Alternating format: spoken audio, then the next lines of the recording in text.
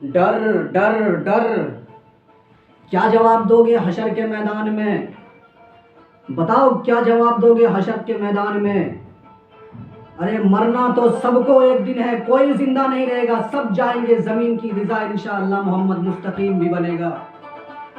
بتاؤ مسلمانوں حشر کے میدان میں کیا جواب دو گے؟ یقیناً میں مانتا ہوں کہ ہم اقتدار پر نہیں ہیں، ہماری حکومت نہیں ہے، مگر اس کا ہرگز مطلب یہ نہیں ہے کہ ہم اتنی بے بسی کے مظاہرے پیش کریں کہ ایک ظالم کے ظلم کے خلاف ہم اپنی آواز بھی نہیں اٹھا سکتے کیا؟ اگر ہم ظالم کے ظلم کے خلاف آواز نہیں اٹھائیں گے، اگر ہم اسی طرح سے بزدلوں کی طرح مظاہرے پیش کرتے رہیں گے تو یاد رکھو مسلمانوں، جو حال جھارکھنڈ میں تبریز کا ہوا تھا، جو حال آصفہ کا ہوا تھا، جو حال جنید اور پہلو خان کا ہوا تھا، جو حال جنید اور ناصر کا ہوا ہے، اور جو حال شاداب الیاس خان کا ہوا ہے، یقیناً اگر ہم اسی طرح سے بزدل بنے رہیں گے، بزدلوں کے مظاہرے پیش کرتے رہیں گے تو وہ دن دور نہیں جب اگلا نمبر آپ کا یا میرا ہو سکتا ہے۔ اور سنو وہ لوگ جو یہ سمجھتے ہیں کہ مسلمانوں کو ختم کر دیا جائے گا، مسلمان بچوں کو قتل کر دیا جائے گا، امت محمدیہ کے ماؤں کو بیوہ کر دیا جائے گا، مسلمان نوجوانوں کو بلا وجہ جیلوں میں بند کر دیا جائے گا۔ ارے کب تک رکھو گے جیلوں میں؟ 2 سال، 5 سال، 10 سال، 20 سال، 50 سال، یا زندگی بھر جیل میں رہتے ہوئے مر بھی جانا ہے تو محمد مستقیم کو وہ بھی قبول ہے، لیکن تمہارے سامنے ہم جھکنے کو تیار نہیں ہے۔ نہ حضرت ٹیپو سلطان جیل سے ڈرے تھے، نہ اشفاق اللہ خان جیل سے ڈرے تھے، نہ سید حسین احمد مدنی جیل سے ڈرے تھے، نہ ہی ویر عبدالحمید سے جیل سے ڈرے تھے، اور نہ ہی یہ ارمان ملک جیل سے ڈرتا ہے۔ اور کیونکہ پوری دنیا جانتی ہے متروں کہ جیلوں سے صرف اور صرف گوڈسے کی ناجائز اولادیں ہی ڈرا کرتی ہے۔ مسلمان ماؤں کے بچے جیلوں سے نہیں ڈرا کرتے۔ کیا ٹیپو سلطان جیل سے ڈرے تھے؟ کیا اشفاق اللہ خان جیل سے ڈرے تھے؟ کیا سید حسین احمد مدنی جیل سے ڈرے تھے؟ یا شیخ بخاری جیل سے ڈرے تھے؟ کیا کریں گے؟ جیل میں ڈال دیں گے نا، سولی پر لٹکا دیں گے نا، گولیوں سے جسم کو چھلنی کر دیں گے نا، مار دیں گے نا۔ ٹھیک ہے، ہم مرنے تیار ہیں، سولی پہ لٹکنے تیار ہے، شہید ہونے کو تیار ہے، جیل میں جانے کو تیار ہے، لیکن اظہار حق سے منہ موڑنے کو تیار نہیں ہے۔ ہم تمہارا مقابلہ کریں گے، یقیناً ہم تمہارا مقابلہ کریں گے۔ اسی لیے کہتا ہوں مسلمانوں اٹھو، اب اٹھنے کا وقت ہے، اب جاگنے کا وقت ہے، اب دنیا کو معلوم ہونا چاہیے کہ ہمارے آنسوؤں کی قیمت کیا ہے۔ مسلمانوں متحد ہو جاؤ، متفق ہو جاؤ، امت مسلمہ کے دھڑکتے دلوں، اٹھو اور متحد ہو جاؤ، متفق ہو جاؤ، ایک جھنڈے کے نیچے آ جاؤ۔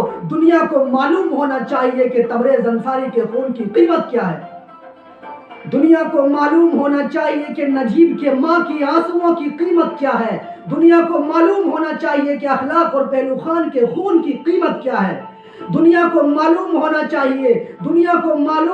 چاہیے کہ شاداب الیاس خان کے بھائی کے آنسوؤں کی قیمت کیا ہے، دنیا کو معلوم ہونا چاہیے کہ جنید اور ناصر کے خون کی قیمت کیا ہے۔ اور یہ جو آر ایس ایس اور بجرنگ دل والے کتے، آر ایس ایس اور بجرنگ دل کے دلال جو مظلوم مسلمانوں کو ڈرانے اور دھمکانے میں لگے ہوئے ہیں، تو میں ان آر ایس ایس اور بجرنگ دل کے دلوں اور کتوں سے کہنا چاہتا ہوں کہ آر ایس ایس اور بجرنگ دل والے دلوں سنو، ہم تمہارے ظلم سے، ہم تمہارے جبر سے ڈرنے والے نہیں ہیں، ہم تمہاری دھمکیوں سے خوف کھانے والے نہیں ہیں، ہم تمہاری دھمکیوں سے خوف کھانے والے ہرگز نہیں ہیں، کیونکہ تمہارا ظلم تمہارا جبر، تمہارا تشدد، تمہاری دھمکیاں ہمیں اور زیادہ مضبوط بناتی ہے۔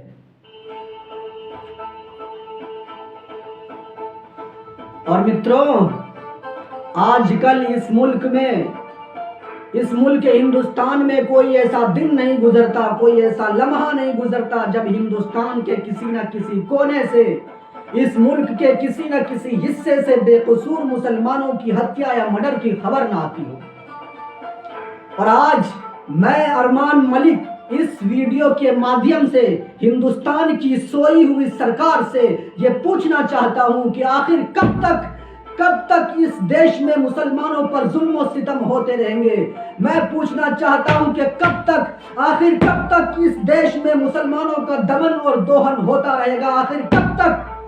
آخر کب تک اس ملک میں مسلمانوں کے ساتھ اتیاچار ہوتا رہے گا؟ آخر کب تک اس ملک میں مسلمانوں کے معصوم بیٹیوں کے ساتھ بلاತ್ಕಾರ ہوتا رہے گا؟ آخر کب تک؟ کیا اس دیش میں مسلمانوں کے خون کی کوئی قیمت نہیں ہے؟ کیا اس ملک میں مسلمان معصوم ماؤں کے آنسوؤں کی کوئی قیمت نہیں ہے؟ کیا اس ملک میں تبریز انصاری کے خون کی کوئی قیمت نہیں ہے؟ کیا اس ملک میں اخلاق کے خون کی کوئی قیمت نہیں ہے؟